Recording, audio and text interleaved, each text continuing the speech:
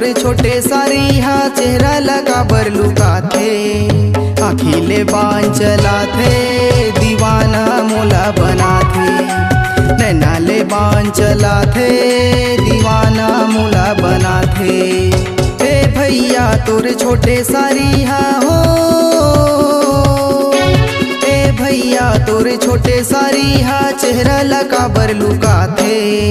अखिले बान चलाथे दीवाना मोला बनाथे। नैनाले बान चलाथे दीवाना मोला बनाथे।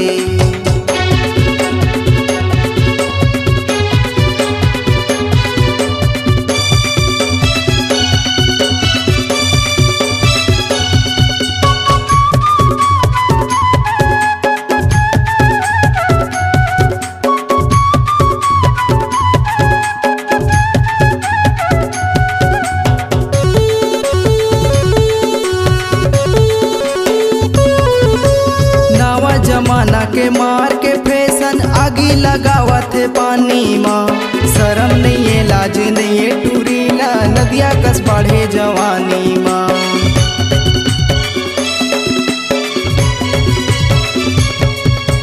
नवा जमाना के मार के फैशन आगी लगावत है पानी माँ। शर्म नहीं है लाज नहीं है टूरीला नदिया कस बढ़े जवानी माँ। ए भैया ए भैया समदिन मात के हावे कलंक लगा बरबला थे। ए भैया समदिन मात के हावे कलंक लगा बरबला थे। आखिले बान चलाथे दीवाना मोला बनाथे। नैनाले बान चलाथे भैया मोला बनाथे।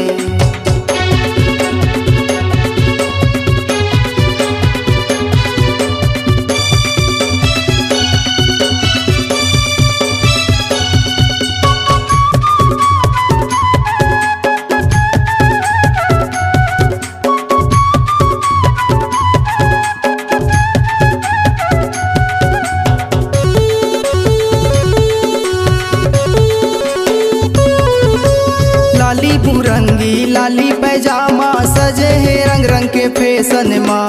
आमा सही गदराए जमानी भैया हो गए हम टेंशन माँ।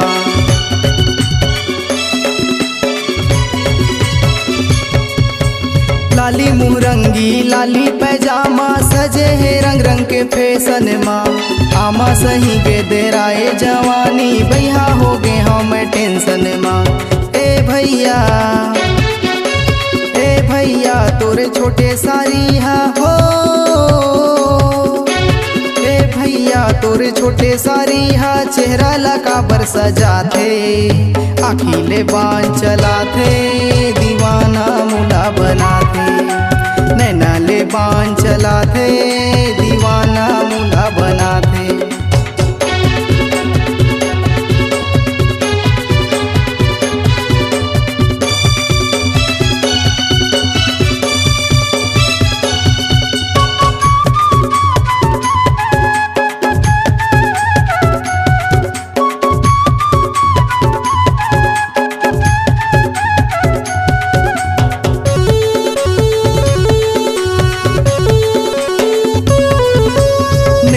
जादू है सेटिंग में जादू है करत है चैटिंग मोबाइल माँ। फेंकत है फांदा फांसे के मोला टूरी है फिल्मी स्टाइल माँ।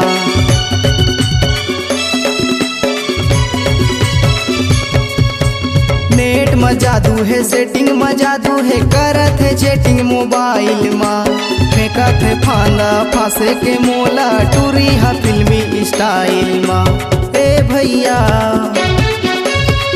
भैया तोरे छोटे सारी हा हो,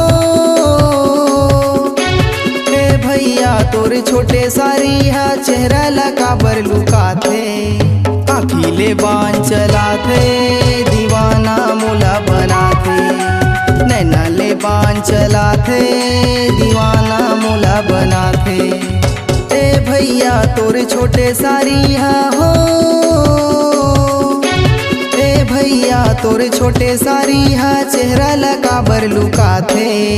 नैनाले बान चलाथे दीवाना मोला बनाथे। आखिले बान बान चला थे दीवाना मोला बना थे। नैना ले बान चला थे दीवाना मोला बना थे। आँखी ले बान चला थे दीवाना मोला बना थे। नैना ले बान चला थे दीवाना मोला बना थे। आप सुन रहे थे दिनेश गंधर्व अर्जुनी वाले को। फोन नंबर है 7389575826। आपकी आवाज ही आपकी पहचान है। यदि आप अपनी आवाज को एक नया आयाम देना चाहते हैं तो चले आइए मल्टी ट्रैक डिजिटल रिकॉर्डिंग के लिए AVM audio video studio Khamtarai Raipur. Mobile number 9301523929 और 7869646201। यदि आप नए एवं पुराने गीत सुनना चाहते हैं तो avmgana.com में जाकर गाना फ्री डाउनलोड करें और YouTube चैनल में AVM गाना और KK कैसेट्स को सब्सक्राइब करें।